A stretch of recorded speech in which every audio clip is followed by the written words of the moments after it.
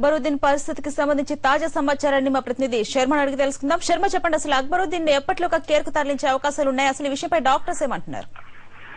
అంబిక తీవ్రంగా గాయపడ్డటువంటి అక్బరుద్దీన్ ఓవైసీ ప్రస్తుతం ఓవైసీ ఆసుపత్రిలోనే చికిత్స పొందుతున్నారు. అయితే సాయంత్రం నుంచి కూడా అతన్ని కేర్ ఆసుపత్రికి తరలించి మరింత మెరుగైన వైద్యం చేయిస్తామని చెప్తున్నప్పటికీ కూడా ఒక అరగంటలో తరలిస్తామనేటువంటి విషయమే ఇప్పటి వరకు కూడా ఉన్నటువంటి సమాచారం. అయితే మరి కాసేపట్లో బంజారా హిల్స్ లోని కేర్ ఆసుపత్రికి తరలించేటువంటి అవకాశాలు ఉన్నాయి. అతని శరీరంలోకి 4 బుల్లెట్లు దూసుకెళ్లిన తర్వాత అతని శరీరంలో నుంచి 2 బుల్లెట్లను మాత్రం ఇప్పటి వరకు ఓవైసీ ఆసుపత్రిలోనే వెలికి తీశారు. మరో 2 బుల్లెట్లను వెలికి తీయాల్సి ఉంది. అయితే ఇక్కడ వెలికి తీసిన తర్వాత కేర్ ఆసుపత్రికి తరలించాలా, లేక అక్కడ తరలించిన తర్వాత కేర్ ఆసుపత్రిలోనే ఈ బుల్లెట్లను వెలికి తీయాలనేటువంటి సమాలోచనలు ప్రస్తుతం డాక్టర్లు కొనసాగిస్తున్నటువంటి పరిస్థితి ఉంది. అయితే ఈ ఘటన ఉదయం జరిగిన తర్వాత సాయంత్రం నగర పోలీస్ కమిషనర్ ఏకే ఖాన్ మీడియాతో మాట్లాడడం జరిగింది.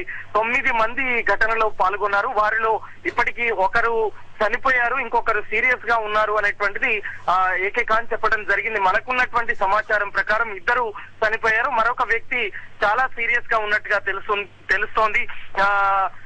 ఇబ్రాహిం అలాగే మరొక యాఫై అనేటువంటి వ్యక్తులు 2 చనిపోయారు. ఎలియా అనేటువంటి మరొక వ్యక్తి సీరియస్ గా ఉన్నారు, అతని పరిస్థితి కూడా ఆందోళనకరంగా ఉందనేటువంటిదే సమాచారం ఉంది. అయితే మరొక 6 తప్పించుకున్నారు, వాళ్ళ అప్స్కాండ్ లో ఉన్నట్టుగా తెలుస్తుంది. వాళ్ళ కోసం కూడా గాలింపు చర్యలు చేపట్టామనేటువంటిదే నగర పోలీస్ కమిషనర్ చెప్పడం జరిగింది. అయితే ఈ వివాదానికి ప్రధాన సూత్రధారి అలాగే ప్రధాన నిందితుడిగా భావిస్తున్నటువంటి మహమూద్ పహల్వాన్ ఇప్పటికే పోలీసులు కూడా అరెస్ట్ చేయడం జరిగింది. ప్రస్తుతం ఓవైసీ ఆసుపత్రి దగ్గర కొంత ఉద్రిక్త పరిస్థితి సాయంత్రం తగ్గినప్పటికీ కూడా ఇప్పుడు ఇంకా కొంచెం అతన్ని తరలించిన తర్వాత పూర్తిగా ఇక్కడ పరిస్థితి సద్దుమణిగేటువంటి అవకాశమే కనిపిస్తుంది. చాలా మంది ఎంఐఎం సంబంధించినటువంటి కార్యకర్తలు నాయకులు ఇక్కడికి చేరుకోవడం జరిగింది. వాళ్ళంతా కూడా మధ్యాహ్నం నుంచి ఇప్పటి వరకు కూడా ఆ విధంగానే ఉన్నారు. వాళ్ళంతా అక్బరుద్దీన్ ఓవైసీ ఆరోగ్యానికి సంబంధించి ఎప్పటికప్పుడు వాకప్ చేస్తూ ఉన్నారు. వాళ్ళు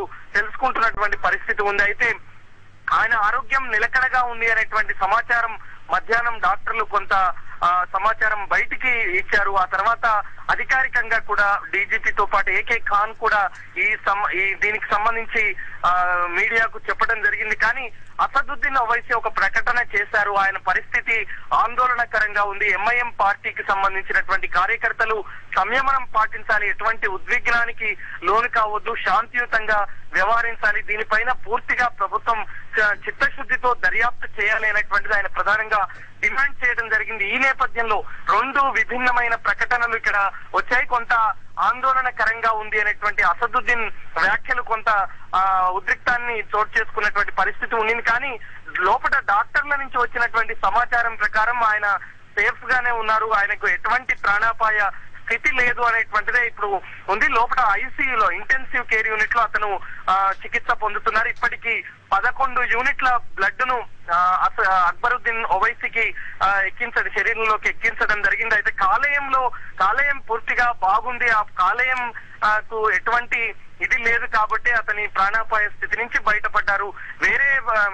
శరీరంలోని వేరే ప్రాంతాల్లోని ఈ బుల్లెట్ దూసుకెళ్లటం వల్ల అతడు ప్రాణాపాయ స్థితి నుంచి బయటపడ్డాడు అనేటువంటిదే మనకున్నటువంటి సమాచారం. అది డాక్టర్లు కూడా అనధికారికంగా బయటకు వచ్చేటువంటి వ్యక్తుల ద్వారా ఇస్తున్నటువంటి సమాచారం కూడా అదే విధంగా ఉంది. ruchulu.com Making of Andhra recipes.